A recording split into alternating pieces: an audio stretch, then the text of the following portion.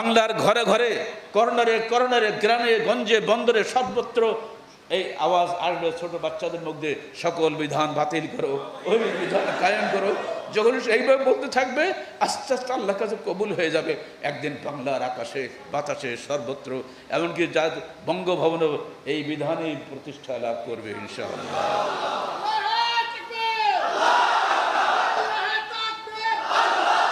এবার শুনে রাখো,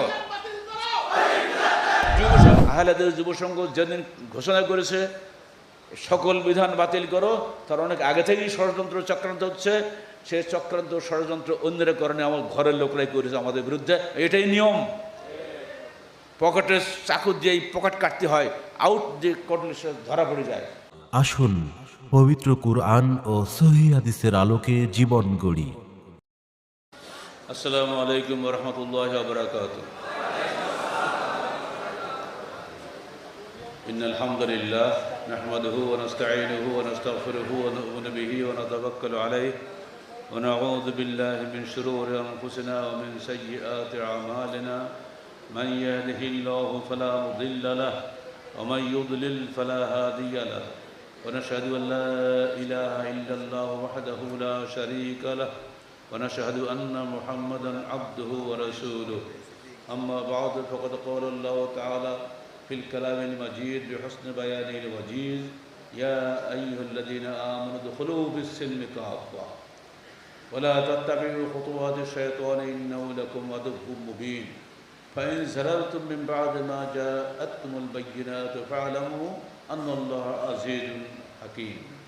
আসুন পবিত্র কুরআন ও সহিহ হাদিসের আলোকে জীবন গড়ি। هل ينظرون إلا أن يأتيهم الله من في ظلال من الغمام والملائكة وقضي الأمر وإلى الله ترجع الأمور। সূরা বাকারা 208, 9, 10। প্রতিটি আয়াত মিলেমিশে একটা রেজাল্ট হচ্ছে, তোমরা হে বিশ্বাসীগণ, তোমরা সবাই ইসলামে পূর্ণভাবে দাখিল হও। এতক্ষণ ধরে যে বক্তব্য শুনলাম সব সারসংক্ষেপ এটা না? এক দিকে এক একজন চলে গেছে, কেউ মহিলা নিয়ে ব্যস্ত, কেউ মদ নিয়ে ব্যস্ত, কেউ ধানাই বানাই, কিছু লাগবে না, খালি ইসলামে পরিপূর্ণ দাখিল হও, সব পালাবে। যদি তোমরা তোমাদের কাছে স্পষ্ট বিধান এসে যাওয়ার পরেও পদস্খলিত হও, তাহলে মনে রেখে দিও আল্লাহ মহাপরাক্রান্ত ও প্রজ্ঞাময়, তোমাদের কোনো ত্বকেই আল্লাহ করেন না, তোমরা ধ্বংস। আল্লাহ কি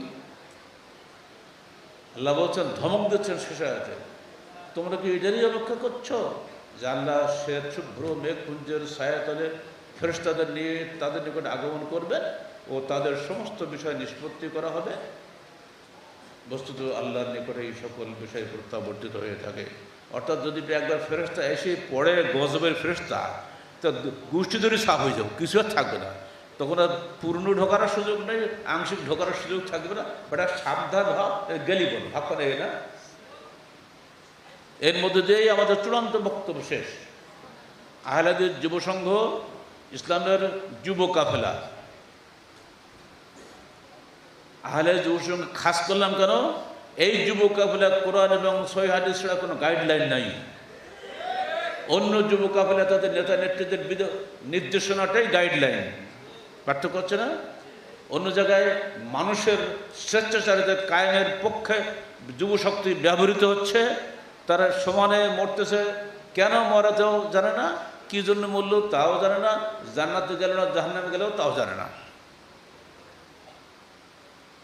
আর আহলাদের যুব কাফেলা পবিত্র কোরআন এবং সহিহ হাদিসের আলোকে পথ চলে।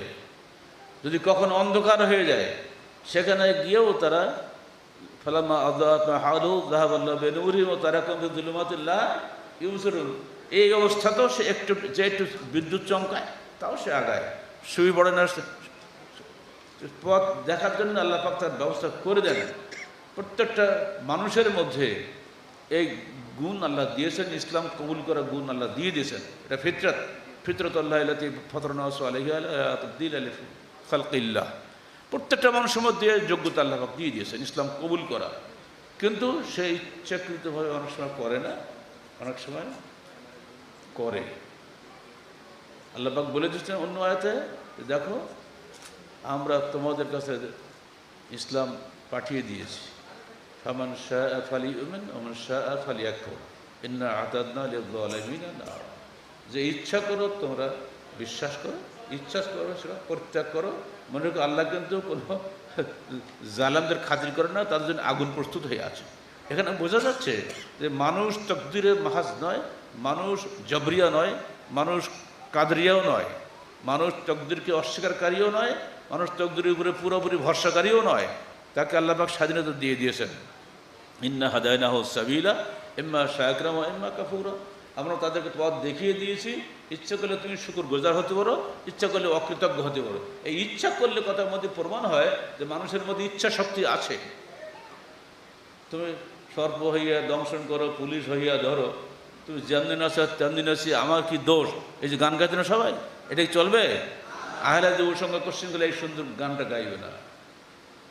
নূরজাহান বড় না গায়িকা বাংলাদেশের, তুমি আমার ইচ্ছা বলে কিচ্ছু নাই, গাইয়ে মানুষ মাহাত করে দিচ্ছে।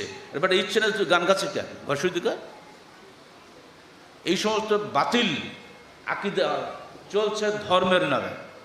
ধর্মীয় জাহিলিয়াত, রাজনৈতিক জাহিলিয়াত, অর্থনৈতিক জাহিলিয়াত সবগুলি চলছে এখানে। ফলে মানুষের সার্বিক জীবন চলে মূলত রাজনৈতিক, সামাজিক, অর্থনৈতিক, ধর্মীয় এই মৌলিক বিষয়গুলোতে যদি জাহিলিয়াত ঢুকে পড়ে সে চলবে কি দিয়ে? ধর্মীয় জীবনে এইসব জাহিলিয়াত ঢুকে পড়েছিল মূলত রাজনৈতিক পৃষ্ঠপোষকতায় খলিফাদের যুগে, যারা ছিল পুঁজিপতি খলিফা। তার হানাফি, শাফি, মৌলবীদের দরবারে ডাকি এনে কম্পিটিশন করাতো। হানাফি জিতলে এত টাকা, শাফি জিতলে এত টাকা, হাম্বলি জিতলে এত টাকা। মানে ওরা চাইতো যে আমাদের সিংহাসন যেন ঠিক থাকে, জনগণ যেন ওই নিয়ে মেতে থাকে সারা জীবন। আমাদের বাংলাদেশে আমরা যখন ময়দানে এসেছি তার আগের কথাই বলি, হানাফি আর আহলের বাহাস লেগে থাকতো না? আর বাহাস ছাড়া কি ইসলাম চলে না? কেন বা আমাদের আহলের বক্তৃতাই ছিল মিলাদ বেদাত, কিয়াম বেদাত, এইটা আমাদের বক্তৃতা ছিল। আহলে উলামায়ে কিরামের বক্তৃতা তো আমি ছোটবেলা কম শুনে নেই। আহলে হাদিস মানেই হলো শিরক বিদআতের উচ্ছেদকারী, তার বিরুদ্ধে একটা স্পষ্টবাদী দল। কিন্তু তাদের জবানে কখনো এটা আসেনি যে আহলে হাদিস অর্থ হলো আল্লাহর ওহীর বিধানকারী, কায়েমকারী দল। এইটা কখনো তাদের জবানে আসে। হানফি খারাপ, আমি ভালো। হানাফি আহলে হাদিসের মেয়ে বিয়ে শাদী নেই, জোলা শাসার মেয়ে বিয়ে শাদী নেই। জোলা বোঝেন তো? কারিগর। এই পেশাগত বৈষম্যের ভিত্তিতে সামাজিক বৈষম্য অর্থাৎ বিবাহ শাদী সব নিষিদ্ধ। ঠিক ধর্মীয় মযহাবী বৈষম্যের কারণে ধর্মীয় জীবনে বৈষম্য, অর্থনৈতিক বৈষম্য। তুমি হলে একবারে নিকৃষ্ট শ্রেণী, এই থার্ড ক্লাস লোকের মানুষের মেয়ে বিয়ে হবে, মানে গরিবরে। এই বৈষম্যগুলো ছিল। আমরা যখন ময়দানে আসি এইগুলো আমাদের চোখে দারুণভাবে ধরা পড়ল। এটা হতেই পারে না।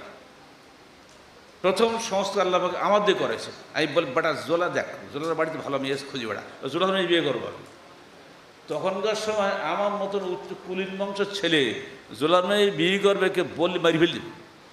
তা আমি করলাম গোপনে, কার বলিনি। শুধু মার সাথে বললাম, মা আমি কিন্তু যাচ্ছি, যা তুই যা বাবা, যা, আমার দোয়া রইল। জানে যে ওইভাবে করে কেউ অনুমতি দিবে না, বড় ভাইতে বেশি আছে, তো দারুণ তেজিল। জোলা মেয়ে বিয়ে করবো তুই? হ্যাঁ। এই তখনকার যুগের এই যুগ অনেক পরিবর্তন হয়ে জানি। যখন আমি বিয়ে করলাম সবার এলাকায় আলোড়ন শুরু হয়ে গেল। কি ব্যাপার, কি আজকে মোল্লা আহমদের ছেলে যা কোথায় বিয়ে করলো, সর্বনাশ করে ফেললে, দেখো সব শেষ। অত সস্তাটা আমার সামনে দাঁড়ানোর ক্ষমতা কোনো মৌলবী সাহেব ছিল তখন। এক বক্তৃতা দিত বক্তৃতা, বেটা আল্লাহকে জোলা বানিয়ে পাঠাইছে, কাউকে কাউকে চাষা বানিয়ে পাঠাইছে। বেটা যদি চাষ না করে তুই খাবি কি? জোলা যদি কাপড় না বানা তুই পরবি কি? হ্যাঁ বেটা, তারাই তো আসল। এই এক একটা বক্তৃতা দিতাম, মানুষ আগুন হয়ে যেত। বাপরে, কথা ঠিক। এই হলো বিপ্লব শুরু হয়ে গেল, কিন্তু সার্বিক জীবনে শুরু হয়ে গেল, কোনো কথা চলবে না। এটারই শেষ পরিণতি হলো ঢাকায় 1994 সালে 29শে জুলাই 20 লক্ষাধিক মানুষের সামনে 2 মিনিট 10 সেকেন্ডের ভাষণের সুযোগ পাইলাম। সেখানেই আসলে সকল বিধান বাতিল করো। এটা কিন্তু বেশি বানানো হিসাব করা কোনো বক্তৃতার ভাষা নয়। এটা মাত্র 2 মিনিট 10 সেকেন্ডের ও হঠাৎ করে এসে গেছে, আল্লাহর পক্ষ থেকে ইলহাম হয়ে গেল, বেটা তুই বলে এখানে এখানে সকল দল মতের পীর সাহেবদের গাদা বসে আছে, যত পীর বাংলাদেশ আছে বড় বড় পীর, কোনো পীর ওদের বোধহয় বাকি ছিল না, আসছে ওই নাসরিন মোরতাদ কী বলে কী নাসরিন কী নাসরিন তাসলিমা নাসরিন, এক নষ্টা মহিলাকে সে বললো কোরআন পাঠাতে হবে, এই কোরআন দিয়ে চলবে না। তা ও তো কোরআন বোঝে না, পড়বে না, কিছু কী বসবো, তাই ওর বিরুদ্ধে সমস্ত মুসলমান আগুন হয়ে গেল। তত যত পীর পয়গম্বর যা ছিল বাংলাদেশ সব হাজির। আর আমি কিছু মাত্র আমি তো বগুড়া ছিলাম এক সম্মেলনে, আমাকে বলা হলো তখন তো মোবাইলের যুগ না রে বাবা, তা বলা হলো যে ওই ঢাকায় এক কাণ্ড হচ্ছে, তাই নাকি? তখন অত পত্রপত্রিকা আমরা পড়তাম না।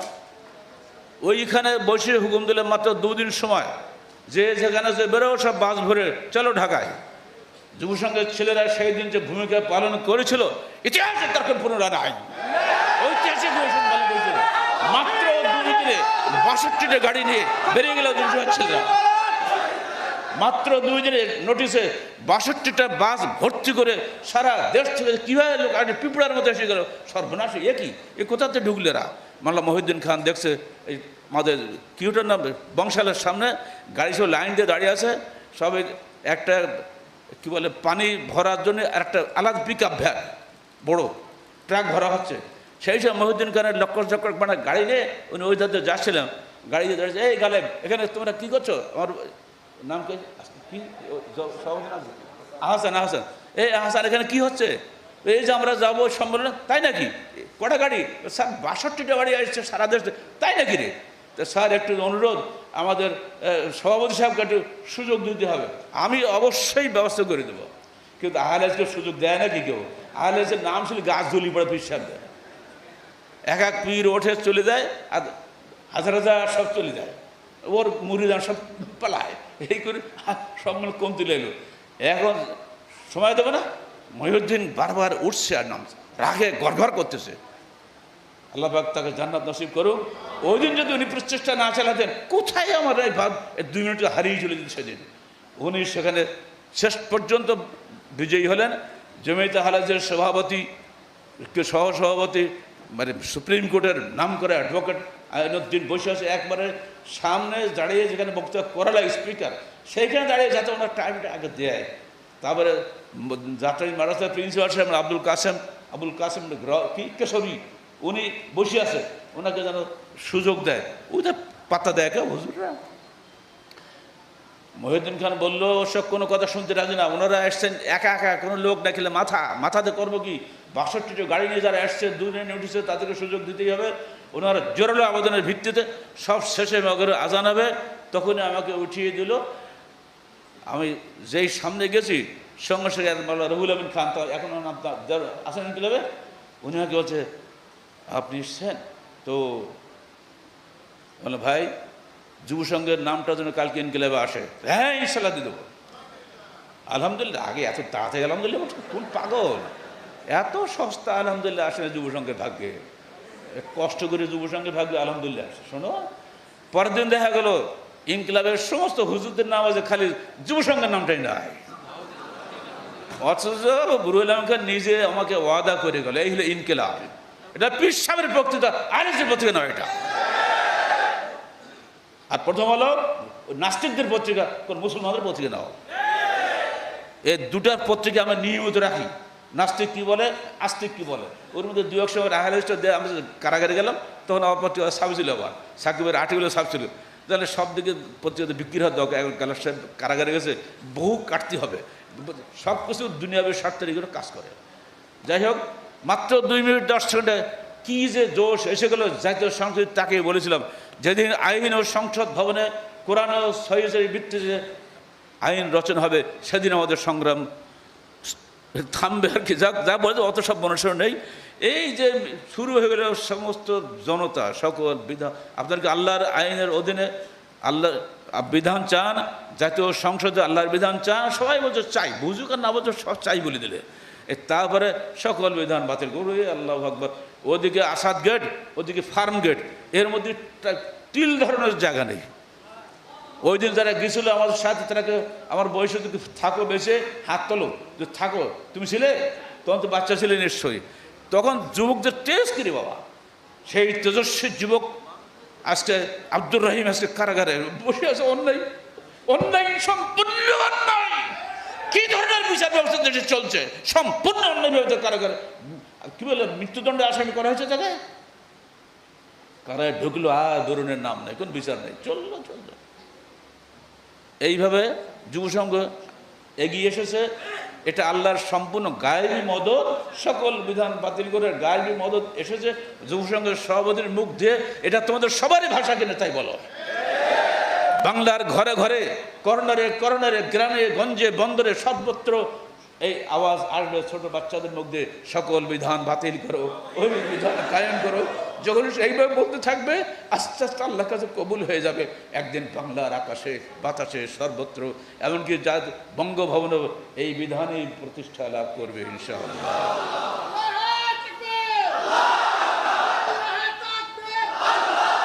এবার শুনে রাখো, যুবসংঘের লক্ষ্য উদ্দেশ্য শেষে কি বলা আছে? সমাজের সার্বিক সংস্কার সাধনের মাধ্যমে সামাজিক ও রাজনৈতিক লক্ষ্য আছে না? এই রাজনৈতিকটা একদল ইসলামী দল আগে রাজনৈতিক বলে, পরে সামাজিক। আগে হাতে ক্ষমতা নিয়ে নেই, এক হুকুম সহ নামাজ পড়াই ফেলল, এইসব চলবে না। আমার অভিজ্ঞতায় বলে যে সমাজ যদি পরিবর্তন না হয়, রাজনীতি পরিবর্তন হবে না। আর যদি আমার রাজনীতিতে ক্ষণিকের জন্য 5 বছর বা 3 বছর বা 4 বছর, এই তো। আর রাজনীতি চলে বিদেশের ইঙ্গিতে, দেশের ভোটে কোনো রাজনীতি হয় না। যারা ক্ষমতা বসে আছে, ইন্ডিয়া আর কি বলে ওই আমেরিকা, আরটাকে রাশিয়া, এদের এই ত্রিশঙ্কু অবস্থার মধ্যে আমাদের নেত্রী অনেক কষ্টে কোনো মতে দেশের সার্বভৌমত্ব টিকিয়ে রেখেছেন। ওটুকু আছে কেবল আল্লাহর রহমতে। কোনো সরকার এদেশে স্বাধীন নয়, সব সরকারি গোলাম গোলাম গোলাম। স্বাধীন হতে গেলে কলিজা লাগে। ওই স্বাধীন কথা বলতে গিয়ে শেখ মুজিবকে ধ্বংস করেছে সপরিবারে, জিয়াউর রহমানকে ধ্বংস করেছে সপরিবারে, ওই শয়তানদের ইশারা। যারা চেষ্টা করেছিল তাদের মতো কথা তারা বলবেই, তারা বলে নাই। আর সেই জন্য হলো অপরাধ, সেই অপরাধের শাস্তি হলো সপরিবার ধ্বংস। এগুলো ইতিহাস না জানলে হবে? অত সহজ না। কোনো রাষ্ট্রনেতা সামান্য সামান্য কারণে নিহত হয় না। পাকিস্তানের জিয়াউল হক যখন বলল এদেশে ইসলামী হুকুমত কায়েম করব, ভুট্টো যখন বলল খ্রিস্টানদের হাতে বোমা থাকবে, মুসলমানদের হাতে বোমা থাকবে না, তাই হয় ইসলামিক বোমা হবে, এই যে বলল, তবে কিসিঞ্জার এসে বলল ভুট্টো তুমি এটা উইথড্র করো। ভুট্টো হলো কোশ্চিনকালেও তো হতে পারে না, মুসলমানদের হাতে অবশ্যই বোমা থাকতে হবে। আচ্ছা তুমি দেখতে পাবে। কিসিঞ্জার মৌলিক মত কয়দিন আগে, তাই না? 100 বছর বয়সে। সারা ওয়ার্ল্ডের মধ্যে আব্দুল্লাহ ইবনে উবাইর পরবর্তী কিসিঞ্জার নাম হলো। বুঝো, আব্দুল্লাহ উবাই কিসিঞ্জার জানো তো? এত বুদ্ধি ওর মধ্যে, হেদায়েত কোনো নূর ঢোকে না জীবনে। খালি পেঁয়াজ দিয়ে দিয়ে রাষ্ট্রনেতাদেরকে ঘুরায়। তারপর দেখা গেল বেশ কিছুদিন পরে হঠাৎ ভুট্টোর একটা আলতু ফালতু একটা মামলা, মিথ্যা খুনির মামলা দিয়ে ভুট্টোকে গ্রেপ্তার করা হলো। আমাকে খুনির মামলা দেয়নি, আমাকে 2টা খুনির মামলা দেয়নি, ভুট্টোকে একটা না দুটো খুনির মামলা দিল, দিয়ে সোজা কারাগারে। এই গেল তো আর বেরোলো না, না খাইয়ে না দিয়ে 2 বছর রেখে যেন আমাকে বড় কারাগারে রাখছিল। এক পাশের ছেলে, জেলের মধ্যে জেল, তার নাম সেল। সেলের মধ্যে এক কোনাটা মানে আরও খারাপ, যত পিঁপড়া টিপড়া যত লাইন দিয়ে যায়, ওই পিঁপড়া যদি কামড় দেওয়া তো তোমার বাসা লাগবে না। মানে বাপরে, আমি কোথায় ঢুকলাম? আমাকে বলতো স্যার এই কী বলো সাবান দিয়ে দিয়ে বন্ধ করেন। কিসের সাবানের তো করে ওরা, ও খাওয়া খেয়ে বিলতে। ছোট্ট একটা ফোকর আছে, ওইটিগুলো আমার আলো দেখার পর, জানলা নেই, দরজা নেই, কিছু নেই। 10 ফুট বা 6 ফুট একটা সেলের মধ্যে, 10 ফুট জায়গায় কটুক, 6 ফুট তো তার চেয়ে ছোটো। কোনো মতো পা লম্বা করলে এই দরজা গায়ে ঠেকে এই পর্যন্ত, একটু জায়গার মধ্যে কাঠে ধুল। তারপরে আমি ওই দেখাতাম, আর ভাবতাম ভুট্টোর কথা। ভুট্টোকে ওইরকম একটা ছোট্ট ছেলের মধ্যে রাখছিল, ওই ফাঁক দিয়ে আসতো ছোট্ট আলো। এই আলো ছিল ভুট্টোর ভাগ্যে, আর কিছুই ছিল না। অন্ধকার কক্ষে সারা রাত দিন সারা রাত থাকতো। আর বাইরে দিয়েছিল একটা টিন, ঢং ঢং ঢং ঢং বাজতেই আছে। ওই যে আওয়াজ সবসময় যাতে লাগে, যাতে ওর কানের মধ্যে সবসময় এই শব্দ আসে এবং সে আর কোনো কিছু চিন্তা করার সুযোগ না পায়।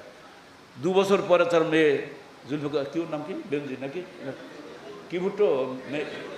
হ্যাঁ, বেঞ্জির ভুট্টো। মেয়ে দেখতে গেল, দেখেছে আব্বা একদম শুকিয়ে কাঠ হয়ে গেছে। জুলফিকার আলী ভুট্টো যে চেহারা সুরত ছিল এত সুন্দর, আমি আর ভাগিনা ফখরুল নাম রাখছিলাম, ওই জুলফিকার আলী ভুট্টোর চেহারা হয়েছিল বলে ওর নামে আমি রেখে রাখছিলাম। শুকিয়ে একদম কাঠ হয়ে গেছে, না খেয়ে না দিয়ে এই যা করেন মানুষ আসলে শুকিয়ে যায়, তাই হয়ে গেল। এইবার সেই এক রায় বেরোলো, খুনের মামলার রায়, ফাঁসি, ফাঁসিতে ঝুলিয়ে শেষ করে দিল। কারা করলো? এই আন্তর্জাতিক বিশ্ব পশু শক্তিরাই করলো, কেউ বুঝতে পারে না। এবার জিয়াউল হক উঠলো, জিয়াউল হক বললাম এই যে ইসলামী আইন চালু করবো, ঠিক আছে ব্যবস্থা দিচ্ছি। অনেক কিছু বলা হলেও কোনো কথা শুনলো না। এইবার বিমানে আসতেছে, জিয়াউল হককে বিশাল সম্মান দিয়ে আমেরিকা নিয়ে গেছে, সেখান থেকে লালগাছের সম্বর্ধনা পেয়ে ফিরে আসতেছে বিমানে। আমেরিকার রাষ্ট্রদূত নিচে আছে, নিজে তখন ওই বিমানে আসে, আর 40 জন সাথী, হুকুম হয়ে গেল বিমানেই খতম করে দাও। নিজেদের রাষ্ট্রদূতের জান শেষ করলো, 42 জন লোকের খতম করলো, কিন্তু উদ্দেশ্য হলো মূলত জিয়াউল হককেই খতম করা। আমার ঝুড়ির মধ্যে বোমা লুকিয়ে রাখলো, বিমান মাঝখানে উঠেই আমার ঝুড়ির ওই বোমাটা টাইম বোমাতো ঠিক টাইম মতো বাস্ট হয়ে গেল, পুরো বিমান ভস্ম হয়ে গেল।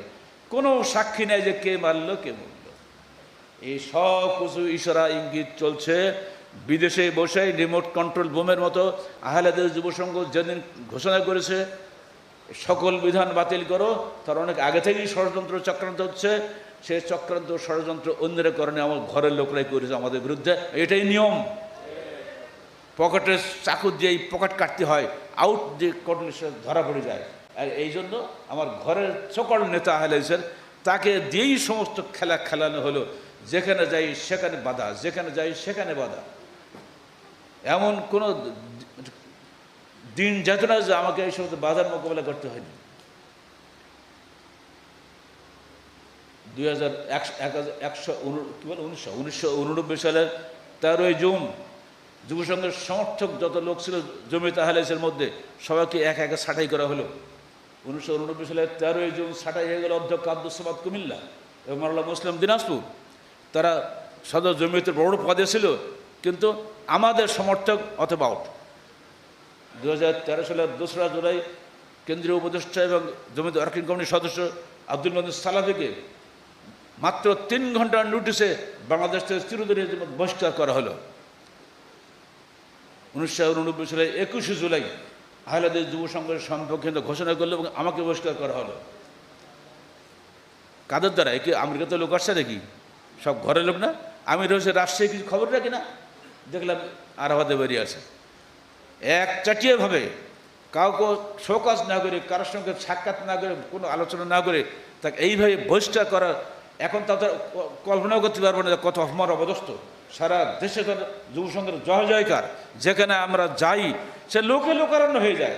সেই অবস্থায় যখন এই ধরনের কথা আসলো, সমস্ত এলাকার দেশের যুবশক্তি খেপে উঠল। কী শুরু হয়ে গেল? লাভ হয় নেই।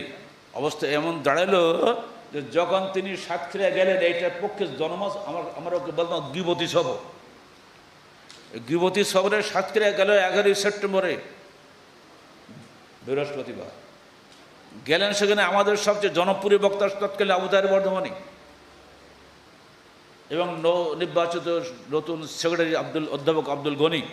আব্দুল গনি নিজে জামা ইসলাম করে, আর আবু তাহের বর্ধমান তো বুঝতে পারেন কেমন বক্তা, গজদন্ত, কাফেলা চলবে, এরপর টিটকারি করে গিয়ে আরাফাতের সম্পাদকে লিখত। অথচ একবার চিন্তা করতো না যে বর্ধমান সাহেবকে সম্পাদকনার দায়িত্ব দেওয়ার জন্য আমি আর আব্দুল মজিদ সালাফি ছিলাম প্রস্তাবক, এবং আব্দুল মজিদ সালাফির বাড়িতে যাত্রাতে ভাত এনে ওনাকে খাওয়াতাম বংশালে। আসছে ওনার আগে যুবসংঘ ছেলেমেয়ে তো খেপে গেছে, বললাম তো একটু আগে। আর মাসুদুল ইসহাকের নেতৃত্বে 12টা হুন্ডা নিয়ে সামনে ফেলাক আহলাদ যুবসংঘ ওই গাড়ির পিছিয়ে পিছিয়ে চলে আসছে সাতক্ষীরা থেকে যশোর। এইবার যশোরে ঢুকবে, বক্সার মসজিদ আমাদেরই করা, 34 লক্ষ টাকা দিয়ে বক্সার মসজিদ করা আমার। সেখানে ঢুকবে, সামনে বিশাল ব্যানার আহলাদের যুবসংঘ জিন্দাবাদ। সর্বনাশ, এর নিষিদ্ধে যাওয়া যাবে না। জমিয়তের নেতা যুবসংঘের ব্যানারের তল দিয়ে যাবে, এটা হতেই পারে না। অহংকারে স্ফীত হয়ে একেবারে দাঁড়িয়ে থাকলো, এরকম নয় না। এইবারে যুবসংঘে তো যুবসংঘ সভাপতি শহর শাখার কি নাম, আবুল খায়ের, আর ওর বাপ শওকত, এটা কি দুর্গা পুজোর ব্যানার? ঢুকবে না মানে ঢোকে, এক ধমক দিয়ে সব ভয়ে তাতে ঢুকবে। এই হলো যুব সংঘ, অত সহজ আসে না। এবার ভাত খাওয়া খাতে দেওয়ার লোক তো কেউ নেই, যশোর শহরে ভাত খেতে দেবে কেটা? ওই আবুল খায়ের বাড়িতে খাওয়া দাওয়া। ওরা সব যে গাড়িটা আমরা কিনে দিয়েছিলাম, আমি আর মদন সাহেব খলিল হবাসার গাড়ি, 4.5 লক্ষ টাকা দিয়ে, সেই গাড়িটা আমরা তো আর পাগল, আমরা নেতার আনুগত্য করতে গিয়ে এমন করে যুব সংঘের কাছে না রেখে ওনাকে দিয়ে দিয়েছি।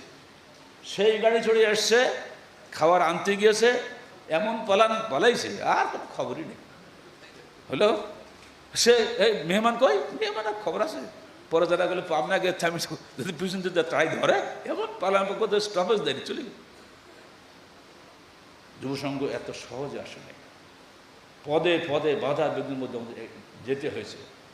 সর্বত্র জনসমর্থন ছিল বলে যুবসংঘ এগোতে পেরেছে, জনসমর্থন না থাকার কারণে তারা শেষ হয়ে গেছে।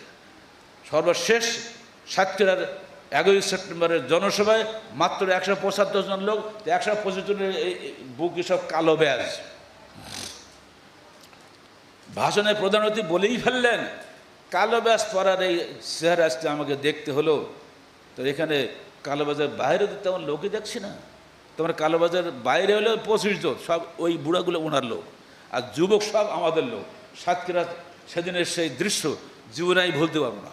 কথা বললেন, এখনও সাতক্ষীরা আছে, সেই সাতক্ষীরা এখনও সাতক্ষীরার সন্তান। আমি যদি এখন সাতক্ষীরা যাই, লক্ষ মানুষও জমা হয়ে যায় এখন পর্যন্ত, কোনোদিন আমরা বাতিলের সঙ্গে আপোষ করি নাই। সেদিন যখন আমরা অ্যারেস্ট হলাম, বাকাল মাদ্রাসা থেকে 15টা ছাত্র তারা বেরিয়েছিল আমাদের মুক্তির দাবি নিয়ে, রাতের বেলায় পোস্টার মেরেছিল, সকালবেলা ফজরের সময় উঠে আমাদের কে, তোমার নাম কি? আলতাফ। আলতাফ এমপিকে, ইসলামপন্থী এমপি, কারা তো বুঝতে পারছেন তো? হুজুর আপনি যে বলেছিলেন তোমাদের সব সহযোগিতা করব, তো এই যে সব রাত্রিবেলা আমাদের ছেলেরা পোস্টার মারছিল আমি সব দাবিতে, মুক্তির দাবিতে, 15 জনকে ধরে নিয়ে গেছে। তা আপনি একটু বলে দেন, হ্যাঁ তোমার 71 সালে যেমন তোমরা ছিলে,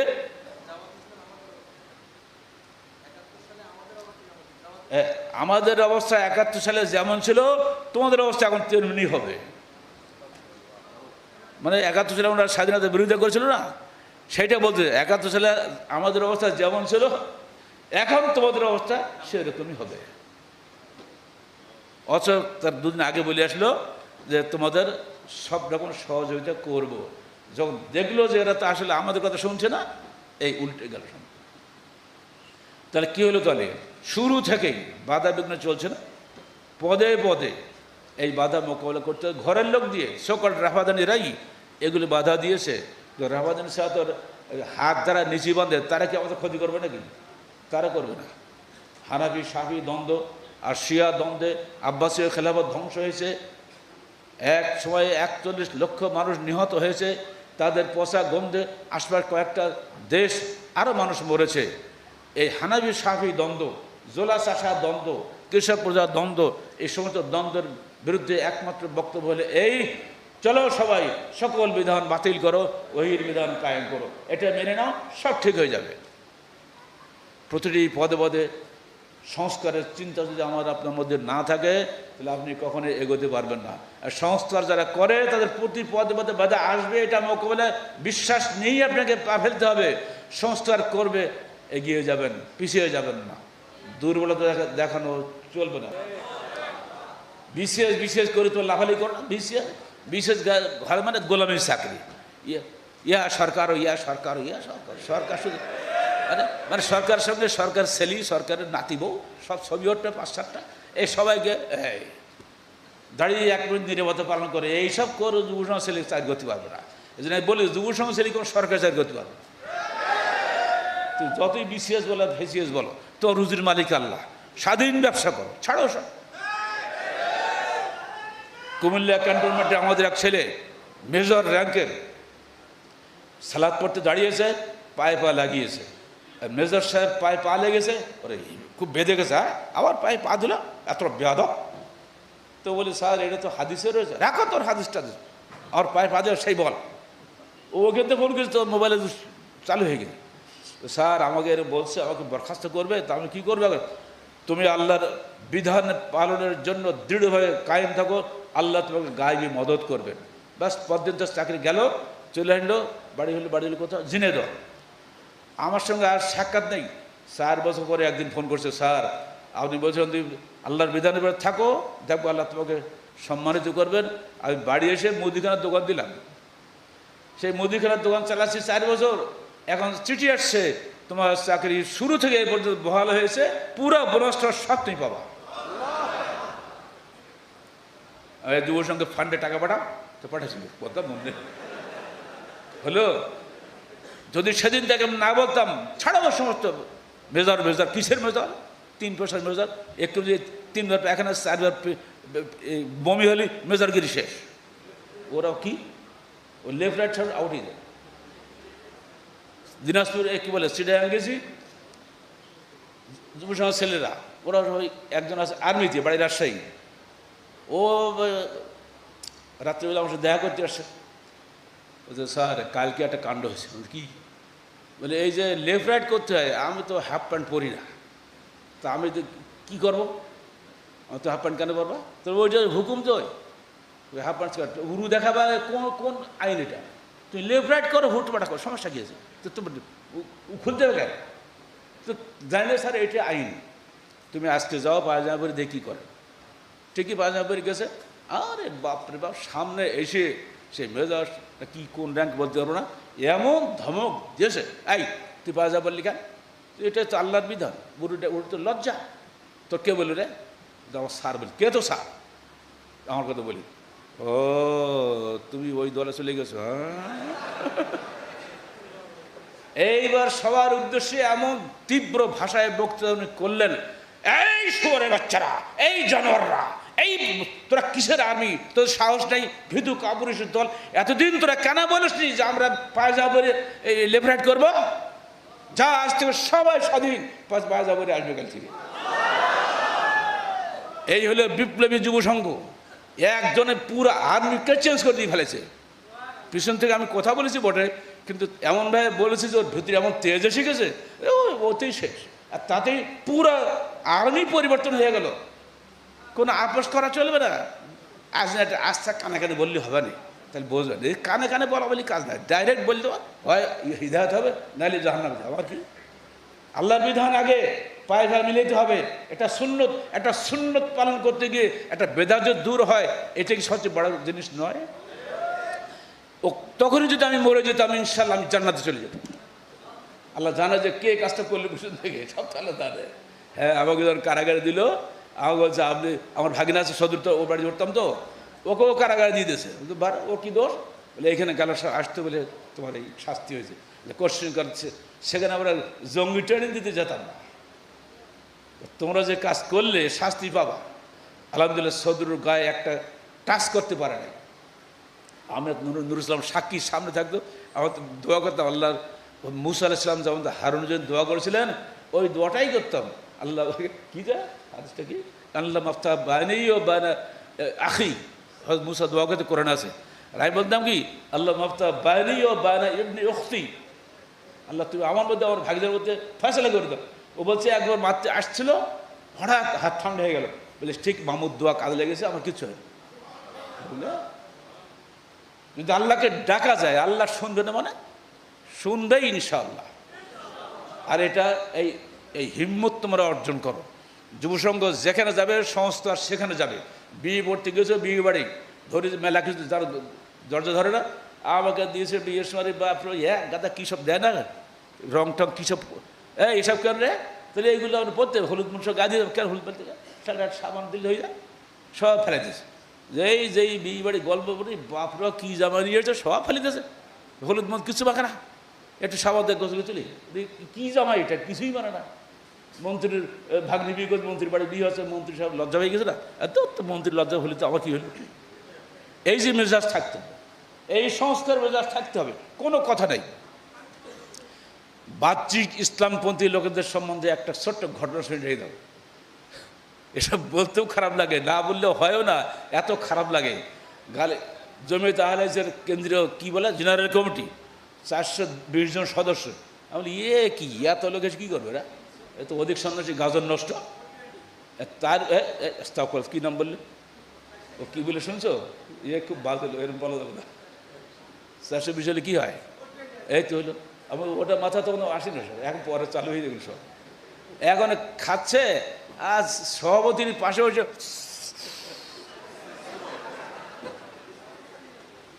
যিনি এটা করছেন তিনি হলেন সহসভাপতি, এবং ঢাকার যতগুলো কোটিপতি তার মধ্যে উনি একজন। আর তার দেওয়া গরু জবাই করে সেই গরু খাওয়ানো হবে আমাদের। তো ওনার যদি সিগারেট খাওয়ার স্বাধীনতা না থাকে থাকবে কার? সভাপতি সাহেব মুখ এদিক ওদিক করছে, কিন্তু কিছু বলতেও পারছে না, ছাড়তেও পারছে না। সেখানে বসে আছেন তৎকালীন সময় তথ্য মন্ত্রী, যিনি আগে ছিলেন হাই কমিশনার, কী বলে ওর নাম, রাশিয়া, উনিও বসা আছেন, হানিফ ভাইও বসা, ঢাকার মেয়র। আমি তো ওটা শোনালো, আমি বেরিয়ে চলে আসি। পরদিন সকালে রাস্তা হাঁটতে বেরিয়েছি, নাখালপাড়ার দিকে গেছি, ওই মন্ত্রী দেখি রাস্তা হাঁটতে বেরিয়েছে। তা আমাকে বলছে, আসলে ভাই আপনি এখানে আসছেন মোল্লা আব্দুর রহিম সাহেবের এলাকাটা, মানে জামাত ইসলাম আমির তখন উনি, এদের জামাতে ইসলাম আছে, এর ভিতরে ইসলাম নাই। এই একটা কথা আমাকে ওই জন্য বলে যায়, বলতেই পারেন, এই হঠাৎ করে কী মুখ দিয়ে বেরিয়ে গেল। আপনি ওদের যে মুডে ছিলেন, যদি ওখানে আপনি ওকে সরেই না নিতেন, আপনি একাই বুঝে সাইজ করে দিলেন, আমাকে টান দিলে কোনো ভেঙে নিয়ে চলে গেল। হানিফ ভাই নিজে, হানিফ ভাই আমি থাকতে দেবো না কেন, হাঁটেন। হানিফ ভাই মেয়র মানুষ, আর আমাকে ধরে এক পাজাগুলো করে সেটাই বাড়ি চলেন, এখানে আর হবে না। যারা যদি একবার বলি ফেলে সমস্ত শেষ ঘুলেই যাবে না। এসব মানুষের কাজ গেলে আমরা একটা চূড়ান্ত জীবন্ত আতঙ্কের মতো হয়ে যেতাম। ঢাকার বংশাল এটাকে আহলে যে গাদা না, সেখানে আমি তো 538 নম্বর রুমে থাকতাম। কোথায়? ঢাকা মহসিন হলে। মিলাদের শবে-বরাতের বিরুদ্ধে লিখেছি, তাহারে কী বলেন আরাফাতে, সে পত্রিকা দিয়ে আসছি স্যারের বাসায়, ডক্টর মোস্তাফিজুর রহমান স্যারের বাসায়।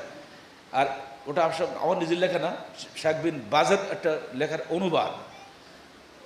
তো এইবারে স্যারের বাসায় দিয়ে আসলাম, স্যার পরদিন আসলেন আমাদের হলেই প্রধান অতিথি হয়ে ওই শবে-বরাতের পক্ষে ফজিলতে বয়ান করার জন্য। রাত্রিবেলায় যে আমি এই কাজ করে আসছি, স্যার তো জানে না। স্যার বাসায় গিয়ে দেখে এটা খুলি পড়লো, রে গালেবের অনুবাদ পড়লো, আমার খুব ভালোবাসতেন। পড়ি বলছে, তো ওষুধ দিয়ে গেছে, এটা দেখুন কী করা যাবে। আমি তো যাচ্ছে ফজিলত বয়ান করতে, ফজিলতে বয়ান করা হবে না, কথা বুঝলেন না। সকালবেলা চলে গেছে, সন্ধ্যেবেলা চলে গেছে, গিয়ে দেখে আমি নাই। দিয়েছে এমন ভাষণ, ইমাম সাহেবটা সব ছিল, তারা তাদের পক্ষে ভাষণ দিয়েছে, কিন্তু আর ফজিলতের বয়ান হলো না। এমনভাবে কঠোর ভূমিকা উনি নিলেন, সমস্ত সেলিব্রিটি নতুন নতুন জায়নাবাজ আসছিল সবগুলোকে বের করে দিয়ে তালাবাদ দিয়ে চলে আসছে। পরদিন সকালে আমি গেছি, গালে তুমি কালকে ছিলে না কেন? স্যার আহলের ছেলেরা কখনো বেদাতের মজলিসেও ঢোকে না। না, এইখানে তোমাদের সঙ্গে আমাদের পার্থক্য। খুব খুশি। পরদিন বিশ্ববিদ্যালয় মিলাদ হবে, মানে শবে-বরাত, সেই অনুষ্ঠানে গিয়েছেন আমাদের ডিপার্টমেন্টের চেয়ারম্যান, তখন চেয়ারম্যানের উস্তাদ ডক্টর ইসহাক সাহেব, যিনি ইবনে তাইমিয়ার পিএইচডি ডিগ্রিধারী ডক্টর সিরাজুল হক সাহেবেরও ছাত্র। এরা সব বসে আছে। আর ইসহাক সাহেব তোতলা মানুষ, তবলিগ জামাতের আমির, মানে দেশের শ্রেষ্ঠ আমির। উনি উঠে তোতলা ভাব নিয়ে অনেক কথা বললেন, শবে-বরাত না করলেন। ওই যে সূরা দোকানে আয়াতটা বললো, ইন্না আনজালনাহু ফী লাইলাতিন মুবারাকাতিন, এইটা বলে দিলে শবে-বরাতের পক্ষে লম্বা বক্তৃতা। লম্বা তো বলতে পারে না, তোতলা তো এক কথা 5 বার বলে। যাই হোক, তারপরে মোস্তাফিজ স্যারকে ভিসি সাহেব বলছেন আপনি কিছু বলেন। উনি উঠে শবে-বরাতের বিপক্ষে যা বলার সব বলে দিয়েছেন। ও তো রাগের চোটে, হ্যাঁ মোস্তাফিজ কী জানে, ও কী জানে, ও কী জানে শুরু করি, ছাত্র তো। এবার ভিসি সাহেব বলছে, আমি আজকে বুঝলাম সারা বছরের বাজেট প্রতিবারে শবে-বরাতের বাজেট হয়, এই জিনিসটা ধোঁকাবাজ। সরকার যদি 5 বছরের বাজেট একবারে করতে পারে, তা আল্লাহ কি পারে না? যুক্তিটা মাথায় ঢুকে গেছে। না, যখন আমরা আল্লাহর মায়ের গর্বে ছিলাম তখনই 4টা জিনিস লিখিত হয়ে গেছে, বাজেট সেখানে শেষ, নতুন করে বাজেট হবে না। আমি বলছি আজকে যতদিন আমি এখানে ভাইস চ্যান্সেলর থাকবো, বিশ্ববিদ্যালয়ে পয়সা খরচ করে আর কখনোই শবে-বরাত অনুষ্ঠান ঢাকা বিশ্ববিদ্যালয় হবে না। সমস্ত লোক মেনে নিল। সাধারণ সাধারণ টিচার যারা তারা যারা যুক্তিবাদী তারা কেউ কেউ তকবির দিয়ে উঠলো, ঠিক হয়েছে, আজকের থেকে বেশি গেলাম আমরা এই হালুয়াটি খাওয়ার গজব থেকে বেশি গেলাম। উৎস কে বলে? পিছন দিয়ে কিন্তু কলকাতা আমাদের নাটক হয়েছে। স্যার বলছে, গালেব তুমি তো আমাকে চাবি দিয়ে দিলে, কাজটা আমি করে দিলাম। আলহামদুলিল্লাহ, আপনাকে পূর্ণ যাজা দান করবে, কারণ আমি তো ছাত্র, ওইখানে তো আমি যেতে পারি না, তো আপনার যেতে হবে। এইভাবে বিশ্ববিদ্যালয়ে সর্বত্র কলেজের লাইফে যেখানে আমরা গেছি সেখানেই সংস্কার হয়েছে। 21শে ফেব্রুয়ারি হবে, আগে বলছে জুতো খুলতে হবে। 1972 সালে জুতো খোলা, এখনকার জুতো খোলা গিয়ে মানে কেন জুতো খুলতে হবে? রাশি 21 ফেব্রুয়ারি জানেন না? তাই এই ময়দানের বাইরে তুমি কি করো? আর কথা বল না, চলো তোর বাবার দোকানে যাবো। ওর ওষুধ দোকান আছে রাস্তার দ্যাট অপোজিটে, সেখানে যেয়ে বলে দেখি তো, এই চাচা ওদের পায়ের তলার স্যান্ডেল কেন? কেন সমস্যা কি?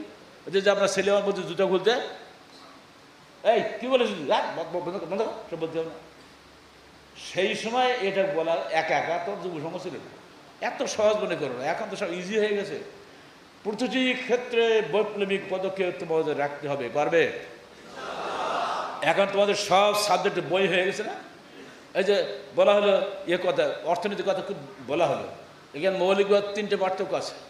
একটা হলো ইন্ডিভিজুয়াল ক্যাপিটালিজম, একটা হলো কী বলে ওটা, তোমার নাম কি বা ইংরেজি মাথার মুখে আসছে না, কী বলে রাষ্ট্রীয় ইংরেজি কি রে বাবা?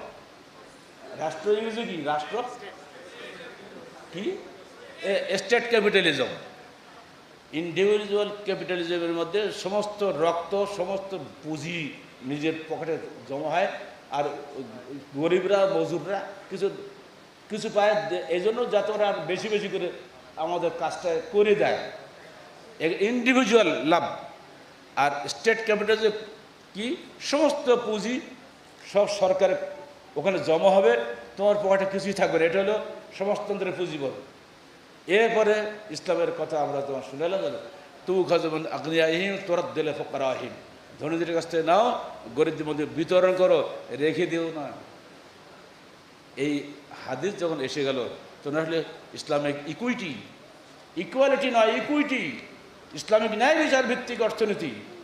একটা হলো পুঁজিবাদী অর্থনীতি ব্যক্তিভিত্তিক, একটা রাষ্ট্রীয় অর্থনীতি ব্যক্তির পকেটে কিছুই থাকবে না, to which according to his need, promised according to equal, যে যতটুকু কাজ করবা ততটুকু পাবা, আর যতটুকু তোমার পেটে খাওয়ার দরকার ততটুকু রুটি খাবা, রুটি নিতে লাইন দিতে হতো। এইসব থিওরি আমরা ছোটোবেলায় পড়তাম খুব ভালো করে, এই জন্য এখন বুঝতে হতে পারি। এটা একটাও চলবে না। আমার যখন গায়ে বল আছে তখন আমি খাটনি দিচ্ছি, ওয়ার্ক দিচ্ছি, তার আমার একটা রুটি দিচ্ছ। আমার বুড়া বাপটা পড়ে আছে, সে তো ওয়ার্ক করতে পারে না, সে কী খাবে? আমার বুড়া মাটা আশা করে, সে ওয়ার্ক নেই, কী খাবে?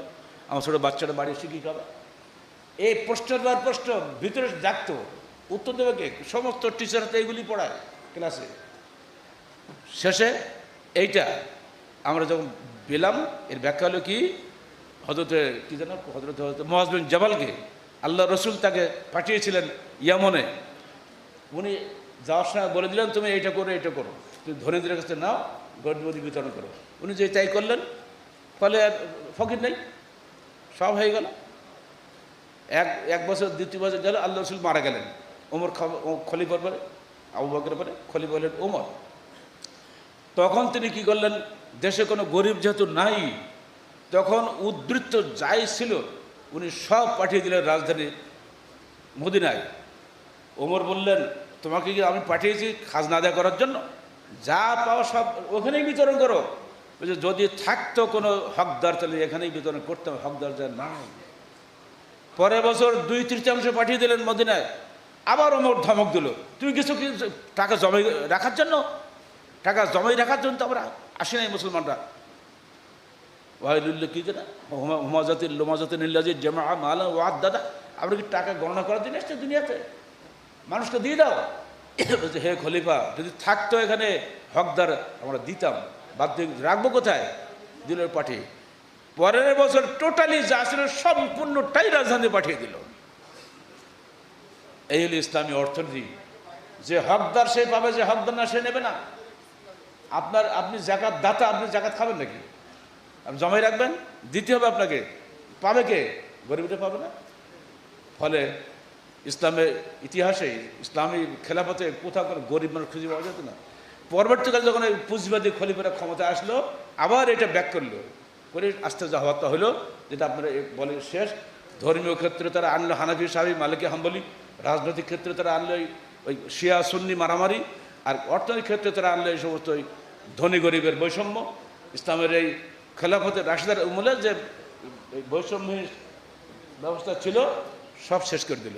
আজকে আবার সেই যুগ এসেছে, ওই মুয়াজ্জুল জাবালের আমলে যে নিয়ম ছিল ওই ভিত্তি ইসলামী ইকুইটির ভিত্তিতে, ইসলামী সামাজিক ন্যায় বিচারের ভিত্তিতে অর্থনীতি কায়েম করলে বাংলাদেশে গরিবী উদ্ধার হয়ে যাবে ইনশাল্লাহ। বাংলাদেশে গরিব মানুষ বলে কেউ আর থাকবে না। যতক্ষণ পর্যন্ত দেশ কোরআন হাদিসের বিধান অনুযায়ী না চলবে ততদিন পর্যন্ত যত ইসলামী করা রাজনৈতিক নেতারা, তোমরাই হলে সুবিধাবাদী, তোমরাই হলে সুদখোর, তোমরাই ঘুষখোর, তোমরা হলে দেশের সমস্ত সম্পদ লুটেরা। এই লুটেরাদের দিয়ে কষ্টিকে লুটপাট বন্ধ হয় না। আর আহলে যুব সমাজের ক্ষমতা যায়, লুটেরা সবার আগে কারাগারে ঢুকবে, একটা বাইরে থাকবে না, সবগুলো ঢুকে যাবে। এত সহজ না। তোমরা লুটপাট করবা আর তুমি রবাদান করবা, এটা দিয়ে চলবে না। রবাদান কখনো জান্নাতে নেবে না। আমি হারাম খোরের জন্য জান্নাত হারাম, লায়াকুল জান্নাত জাসাদ খুসজাবিল হারাম। হারাম খোরের দেহ কখনো জান্নাতে প্রবেশ করবে না, করবে না। আল্লাহ পাক আমাদের সবাইকে ইসলামের অর্থনীতি, রাজনীতি সব কিছু বোঝার তৌফিক দান করুন, সার্বিকভাবে ইসলামে প্রবেশ করার তৌফিক দান করুন, আমিন। এ তোমার বলিনি, এই যে দর্শে হাদিস সিরিজ বেড়েছে, তাহারিকের শুরু থেকে যত দর্শ ছিল 57টা দর্শ, 17টা বই এখানে বেরিয়ে গেছে, বাকি 40টা দর্শ আমরা এখানে জমা করে দিয়ে দিয়েছি। বইটা দেখতে ভালো লাগছে না? আমার মনে হয় এ কারো বাদ দেওয়া যাবে না। যদি তোর ব্যাগে থাকে, কোন জায়গায় তুমি গেলে, এখানে পরিবেশটা কীরকম দেখে দিলে, পরিবেশ অনুযায়ী 10টা দিয়ে দিলে, একটা দারুণ বক্তৃতা তোর হয়ে গেল। সহজ না? এই সারাগঞ্জ 2 বের করে যাচ্ছে, এটা ছোটো হয়ে গেছে, এবারে ওইরকম হওয়া ভালো ছিল। তো এর মধ্যেও সাক্ষাৎকারটা সব অনেক কিছু আছে, অনেক কিছু গুরুত্বপূর্ণ জিনিস তোমার খুঁজে পাবে। আমার যে সাক্ষাৎকারটা আছে অনেক কিছু অভিজ্ঞতা তোমরা খুঁজে পাবা, ইনশাল্লাহ অনেক উপকার হবে। এটা তোমরা নেওয়ার চেষ্টা করো। আর সংগঠন সিরিজ বেরোচ্ছে, ওইটা না, এইটা আরও ছোটো হয়ে গিয়ে ছোটো চাইলে আমি ওই বড়ো হওয়ার দরকার ছিল। ওর মোটা কর 10 হাজার সিরিজের মতো, ওরকম বড়ো করলে একটু মোটা তাজা দেখতে ভালো লাগে। এই ছোটো ছোটো বই কেউ কেন, তো ছোটো ছোটো বই আছে না অনেকগুলো, এইগুলো যদি এক জায়গায় একটু মোটা করা যায়, আপনার কাছে যদি সেগুলো থাকে, সুযোগ মতো আমি বক্তৃতা করলে ভালো হয় সেটা। এটা সংগঠন সিরিজ, এটা ইনশাল্লাহ বড় আমি দাবি করি প্রকাশকদের কাছে একটু মোটা তাজা করো, কাছে নিজের সুবিধা হয়। অনেকগুলো ধরো জিনিস এখানে এক জায়গায় পাওয়া যায়। এই যে গ্রাহক এজেন্ট ফর্ম দিয়েছেন আপনাদের কাছে, আপনারা গ্রাহক এজেন্ট ফর্ম পূরণ করবে। যদি গ্রাহক না বাড়ে তারিখ পড়বে কারা? নিজে নেবেন, অন্যকে দেওয়ার নিয়তে, বিতরণ নিয়তে করবেন। বই বিতরণ প্রকল্পে টাকা পাঠান।